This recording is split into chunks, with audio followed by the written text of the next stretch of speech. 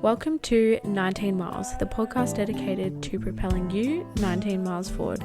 I'm Stella, your host, and each week we deep dive into powerful stories, my unsolicited advice, and how you can overcome adversity and unlock your true potential. Hello, you guys. Welcome back to another episode of 19 Miles. If you are new here, hello, I'm Stella. I just realized I've never actually reintroduced myself. I always just jump on as if you guys know exactly who I am. So if you're new here, I'm Stella. I am obviously your podcast host, and I am a mindset transformational coach. So I work with females in transforming essentially their mindset to become their version of her. And I am sharing my journey with you guys, my unsolicited, sometimes rogue, chaotic advice, and just navigating this world. But in this week's episode, so you would have seen by the title, she's a big one. She's juicy. She is filled with some life-changing advice, if I do say so myself. But before we start, I do just want to say thank you to everyone who keeps tuning in every single week. I see you and I appreciate you all so much. If you're not already, what are you doing, first of all? But please make sure to subscribe on whichever platform that you're listening to. This will just make sure that you stay up to date with all of our episodes and that kind of thing. And if you're enjoying the episodes, please make sure to leave a rating. If you're not, slide into the DMs. I love constructive criticism. Anyways, let's get straight into this week's episode. So we're talking about betrayal, aka cheating. Teehee. So I really want to highlight here that the goal isn't revenge. I know we see a lot of funny, entertaining TikToks about how to get back at blah, blah, blah, and the most rogue things you've done after a breakup and all of these things. And look, I can see how it can be entertaining, but depending on your goals, obviously, if that's your goal, cool, but that is not the goal here. The goal is it's about personal growth and personal empowerment. This episode is not about reliving the past or, giving airtime to the people that hurt us. It's about rising from the pain and turning our liability, the pain, into our greatest asset, which is fuel for strength and personal growth, which is obviously what I'm all about. It's my bread and butter. I fucking love personal development and personal growth. In this week's episode, I will kind of share a little bit about my story and the immediate actions to take after being betrayed, and about trusting again, because that's one of the most common questions that I get asked is how did I learn to trust somebody again? And I really want to talk about that and the lessons that I've learned throughout my healing journey. You're probably sitting there wondering what happened, and I'm obviously not gonna go into heaps of details, but I do see the importance in, touching on my experience. Even if you're sitting here listening to this and you haven't been cheated on, this episode will be perfect for you if you've ever felt betrayed or felt disrespected by somebody or felt like somebody has disrespected your boundaries or all of these things, just betrayal in general. This episode can be applicable to you, and I promise you'll be able to take resources and tools out of this and apply it to your life as well. I was in a committed relationship, you could say, where I thought we had made a commitment to commit to each other for the rest of our lives. And guys, I will say this is honestly it's not hard to talk about in terms of it still being a soft point for me or a touchy point for me, but it's just I'm so done with it and I don't want this past part of my life to, exist anymore. But I do understand that in me sharing my experience, as I said, rather than the actual actions that took place, that could potentially inspire or help support you guys also navigating this. And I know that it is a very common question that I get asked in how to recover and learn to trust people again and all of that kind of thing. So that's why I'm obviously sharing it. But I was in a relationship that I thought that we had made that commitment to spend the rest of our lives together. And we did make that commitment. And, for various reasons, that was not, our versions of that commitment, I think, looked a little bit different, you could say. When you experience such a brash, disruptive breach of trust and that betrayal and feeling so disrespected, the emotional impact that has on you is, I was so confused. I felt so betrayed. I was questioning myself. I felt like I was going insane at points, and I had no idea who to trust. I didn't know who to turn to, and I felt so alone. But in reality, all of this betrayal and the disrespect and all of that, it actually had nothing to do with them and everything to do with me. It wasn't actually about my best friend getting with my fiance. It wasn't about them betraying me or the fact that he was even capable of hurting me whilst I was navigating possibly the most fucked up loss of my entire life. It wasn't even about trusting the people in my life. It was everything about me. It was about the boundaries that I had let them disrespect. It was about me people pleasing with every single person in my life, and consequently being abused by the people in my life. It was about me not allowing myself the space to grieve the loss of my brother. It was, about me learning to trust myself again, not the people around me, but me. I had to trust me again. And yes, the mistakes that those people made were shit, and I'm not justifying or excusing them. Like, it was so fucked up, and there's no revenge, because at the end of the day, they have to live with the person that they are. And that is, I genuinely feel sorry for that. But anyway, and don't get me wrong, I wondered over and over and over again, why me? But that why me was never going to get me to where I am now. And it was never going to get me anywhere, really, besides going round and round and round in the same fucking circle, which I was done with. I had spent the last 3-4 years going round in circles, wondering why me, wondering if I was fucking going insane, feeling alone, and I was done with it. And it was honestly the biggest fucking wake up call to stop putting up with shit. Had been putting up with shit and justifying people's past and their pain for so fucking long, and it was time for me to stop keeping quiet, to keep the peace, when keeping the peace with everybody around me was burning the only peace that really mattered in this world, which was the peace within me. I want to talk to you guys about what to do immediately after betrayal. So not just when it comes to cheating, as I said before, like, it can be anything. Just feeling betrayed or disrespected, full stop. You can apply all of this to that. As I mentioned before, focus on you, not them. They've robbed you from enough of your life. Like, it is time to stop fucking focusing on them and the mistakes that they've made and you being a victim at the hands of their mistakes. It's time to focus on you, baby. Like, your life, you are the person that you fall asleep next to every single night. You are the person that, you're going to end up in a grave with, or, like, sorry to get all deep on you, but it's you. So stop focusing on other people's actions and sitting there and playing victim, and focus on you. Journal, reflect, spend time within and processing your emotions and just healing. Like, time doesn't heal, reflection and processing does. Avoid the temptations to party. Now, I want to quickly touch on this because some would say I went down a party route. I did. I've actually not really ever been the biggest drinker. I've gone through little phases in my life, like maybe like a month of kind of like going out more and drinking more. And I think my relationship that I have with drinking is probably not a very balanced one, in terms of I'm a very lightweight. I honestly will sniff alcohol and be drunk. And so me, alcohol, pain, grief, not the best mix, really.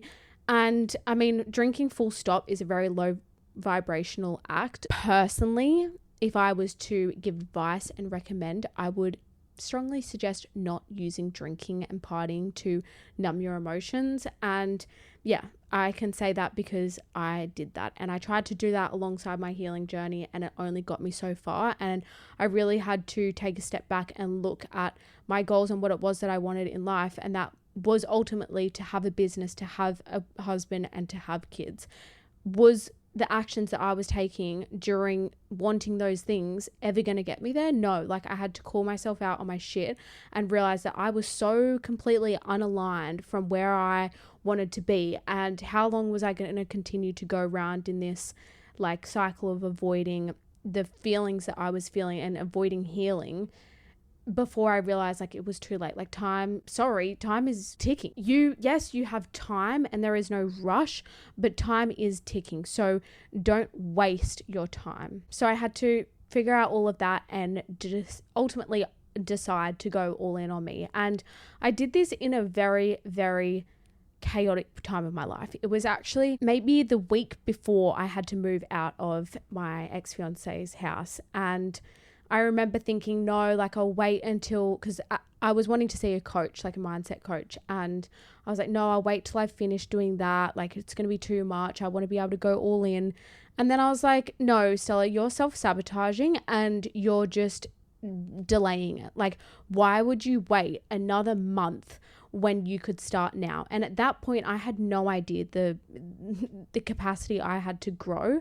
But truly, that next month that I decided to go all in on me, stop drinking, and just focus on my personal growth and healing, I grew more in that month than I think I had in the last 4 years. It was exponential. Like, I can't even explain to you guys when I decided to do it, like make that investment. And like as well, when you put pressure on it in terms of adding to an already full plate, it really depends on your capacity. But I'm somebody who thrives under pressure, and for me that was the perfect environment to force me to grow quicker. And yeah, I honestly couldn't recommend that more. Another thing for immediately after is your coping mechanisms. What are they? Are you exercising, meditating, journaling, going to therapy, starting to see a mindset coach? Are you starting a new hobby? Make sure that it's like the perfect opportunity to just fill your cup up.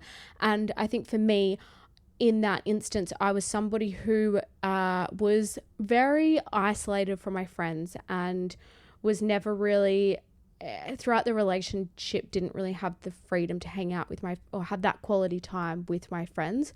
And so, yeah, it was a perfect opportunity for me to really nourish my friendships. And I mean, they were all kind of in a bit of a partying phase. So that, I guess, is where that kind of slipped into that immediate response.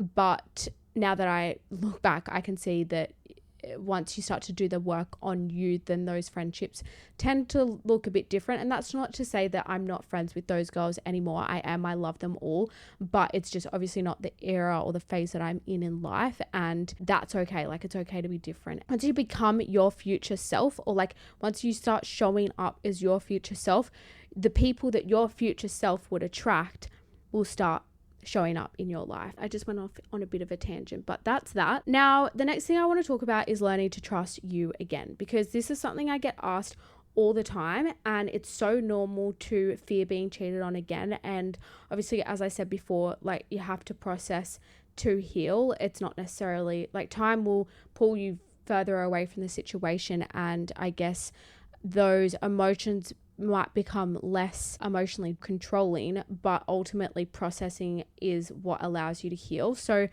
take this opportunity to go all in on you and to avoid carrying and projecting this situation or this betrayal and pain into your next relationship, because if you don't heal it, you're gonna project it ultimately. Like, you have to fucking deal with it. Hurt people, and you don't want to be the person hurting the next good thing that walks into your life just because you couldn't be fucking asked to deal with your own shit. Sorry, not sorry.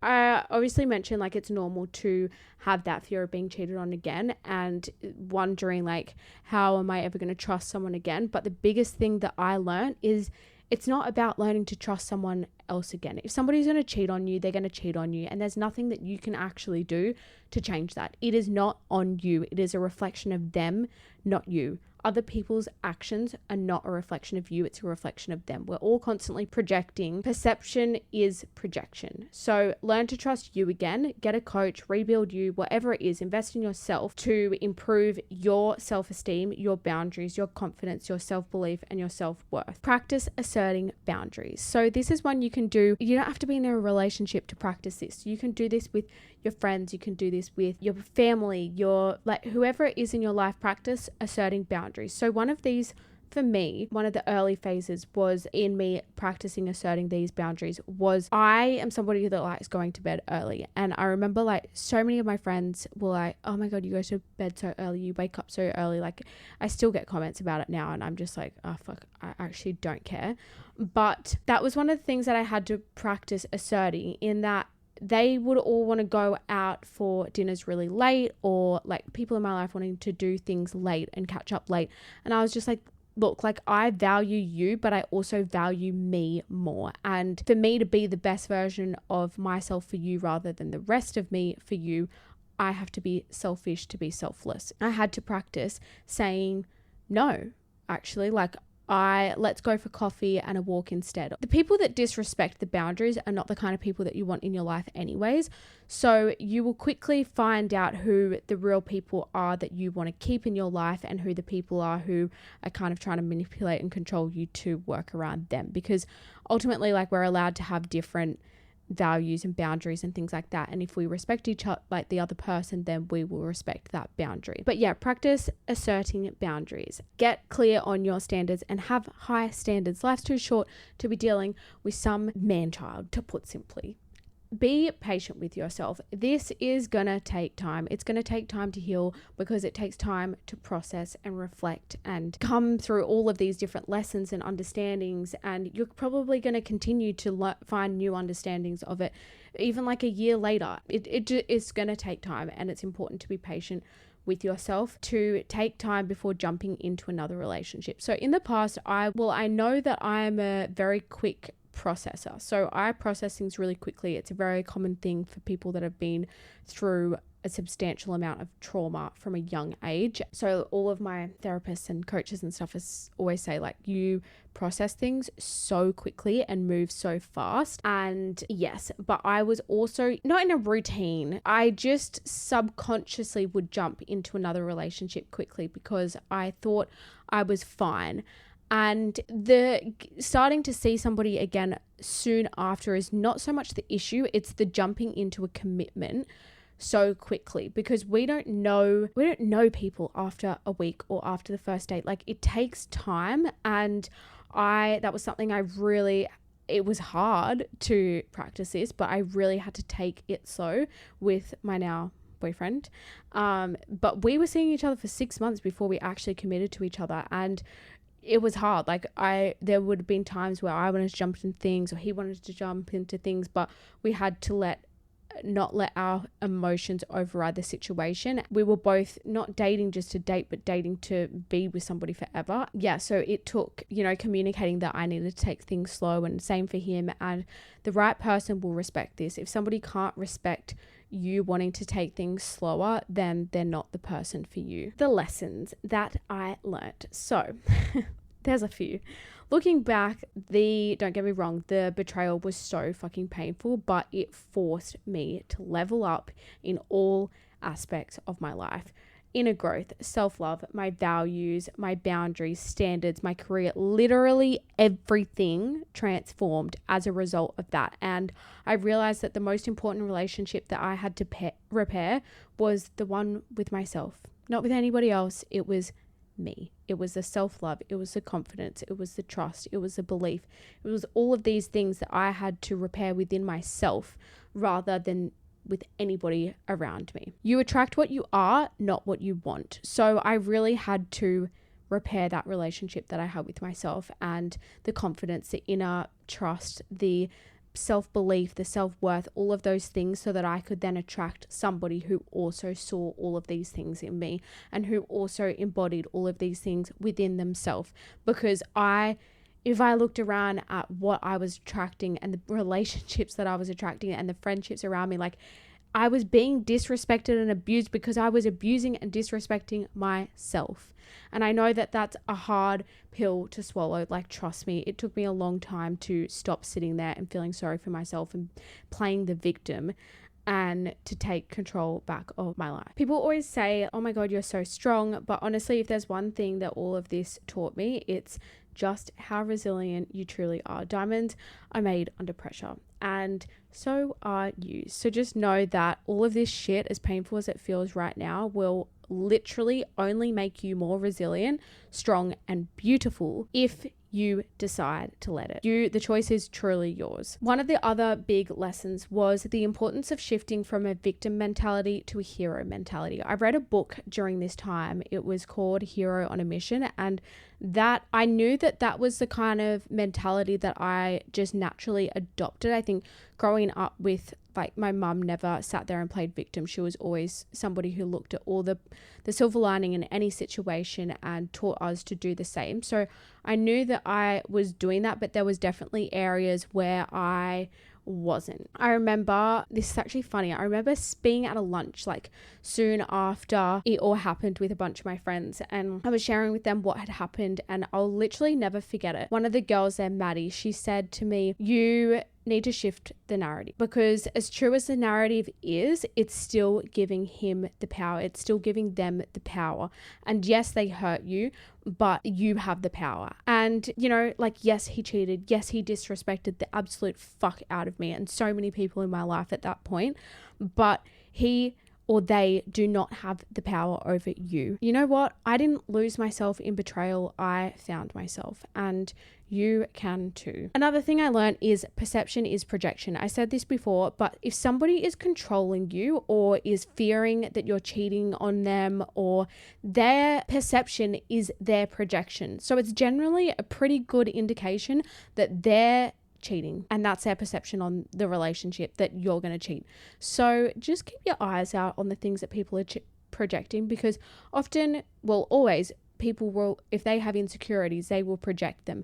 And why would somebody fear you cheating on them if they weren't cheating or severely unhealed? And off the back of that, you're not responsible for healing anybody's past trauma.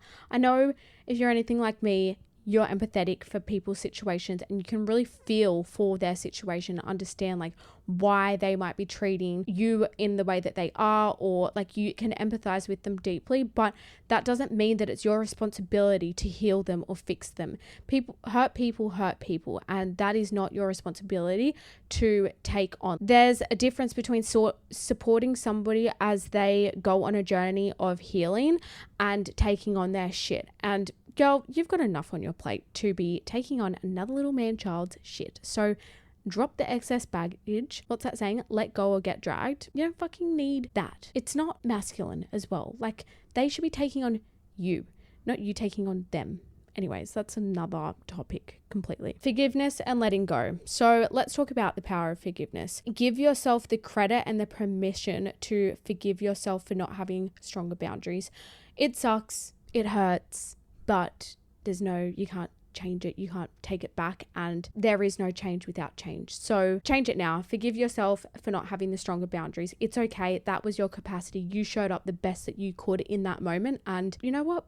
We move on. Let go of the guilt, the shame, or any negative emotions tied to that experience, and release the betrayal. Forgiving the other person doesn't mean that you're excusing their actions, but it actually just allows you to be free from the emotional burden that comes with that experience. Meditate, write a letter of everything that you wish you could ever say to them, but never send it. This is my favorite one. I get all of my clients to do this if they're like struggling to navigate things like this.